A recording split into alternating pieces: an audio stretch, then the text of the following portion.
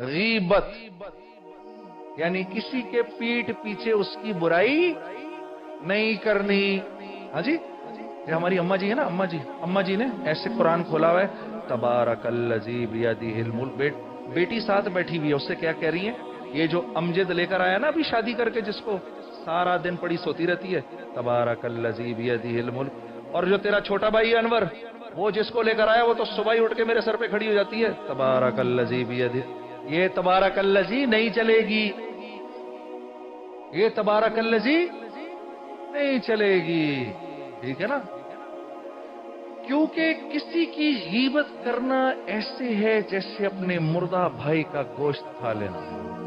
میرا بیٹا ہے نا، اور میں اگر اس ملک کا بادشاہ ہوں، میرا بیٹا کتنا ہی نکما کیوں نہ ہو، کتنا ہی نکما کیوں نہ ہو، میں اس کو جتنا بھی ڈانٹوں، جس دن آپ آ کے اس کی برائی کریں گے میرے سامنے، مجھے اچھا نہیں لگے گا. پھر میں کہوں گا بھائی جان آپ اپنے آپ کو تو دیکھیے، آپ خود کیا ہیں. ہاں، تو جو انسان خود کمیوں سے بھرا ہوا ہو، وہ کسی اور کا ذکر کرے تو پھر اللہ کی طرف سے دو عذابات آتے ہیں. اب غور سے سننا، غیبت کرنے والے پر دو عذاب آتے ہیں اللہ کی طرف سے. پہلا عذاب کیا آتا ہے؟ اللہ اس کو ہر وقت ایک غصے کی حالت میں رکھتا ہے، وہ ہر وقت ایک غصے کی حالت میں رہے گا، پریشان غصے کی حالت میں. دوسرا عذاب اس پر کیا آتا ہے؟ اللہ اس کو خوف کا لباس پہنا دیتے ہیں. دیکھو میں نے یہ شلوار قمیص پہنا ہوا ہے نا، اس میں صرف بمشکل تمام میرے پیر نظر آ رہے ہیں، تھوڑے سے ہاتھ نظر آ رہے ہیں، چہرہ نظر آ رہا ہے، باقی سارا جسم چھپا ہوا ہے. اگر میرے اندر، میرے دل میں اس درجے کا خوف ہوگا تو میں کیسے زندگی گزاروں گا؟ گزار سکتا ہوں؟ نہیں گزار سکتا، بہت تکلیف میں گزاروں گا. تو اگر معاشرے میں یہ بات عام ہو جائے، کسی کی بات کسی کے پیچھے کرنے کی، تو پورا معاشرہ ایک خوف کی حالت میں رہتا ہے، ایک غصے کی حالت میں رہتا ہے. جو ہم کہتے ہیں نا ٹالرنس، یہ ٹالرنس اس طرح ختم ہو جاتی ہے من جانب اللہ.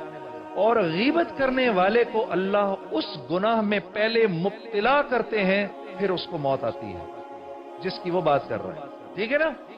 اب ہم نے کوشش یہ کرنی ہے کہ غیبت نہیں کرنی، غیبت نہیں کرنی. میں نے ایک صاحب سے کہا بھائی کوشش کرے غیبت نہ کریں، تو ان کی بیگم صاحبہ مجھ سے کہنے لگی تو پھر ہم سارا دن کریں کیا؟ ہاں، تو پھر ہم سارا دن کریں گے، غیبت نہیں کریں گے. یہ تو موبائل فونوں کی، یہ سارے موبائل فون بند ہو جائیں گے، ان کی سروسیں بند ہو جائیں گی. یہ تو کیا کہتے ہیں، ساری رات بات کرو، جو کہنا ہے کہہ دو اور کہتے رہو. تو بس ظاہر سی بات ہے غیبت ہی کرنی ہے اس کے اندر. غیبت جس وقت انشاءاللہ چھوڑنے کی کوشش کریں گے، یہ عین ممکن ہے شاید شروع میں سر میں تھوڑا سا درد ہو، سر میں درد ہو رہا ہے، غیبت نہیں کر رہے، پھر ہو سکتا ہے کہ پیٹ میں درد ہو، اے میں کیسے یہ بات کروں. بہنوں میں سے تو ممکن ہے آدھی بے ہوشی ہو جائیں. ہم کیا کریں گی؟ ہم اگر بات نہیں کریں گی تو کیا کریں گی؟ ہاں، تو غیبت سے بچنا ہے. میرے بچیں گے نا انشاءاللہ؟ ہاں، دیکھو، اور ایک بہترین طریقہ غیبت سے بچنے کا بتاؤں آپ کو، بہترین طریقہ غیبت سے بچنے کا جو میں نے اپنے بزرگوں کو کرتے دیکھا ہے. ٹھیک ہے، ایک بار آئینے کے سامنے جا کر کھڑے ہو جاؤ، آئینے کے سامنے جا کر کھڑے ہو جاؤ اور آئینے کے سامنے کھڑے ہو کے اپنے دل کو مخاطب کرو. بھائی جان جنید صاحب بڑی باتیں کرتے ہیں وہاں پر، ہاں اندر تو آپ کے یہ بھرا ہوا ہے اور اندر تو آپ کے یہ بھرا ہوا ہے. ابن عباس رضی اللہ تعالیٰ عنہ فرماتے ہیں، اگر تم اپنی کمیوں کو گننا شروع کر دو، میں اس بات کی ضمانت دیتا ہوں اللہ تمہاری نیکیوں کو گننا شروع ہو جائے گا.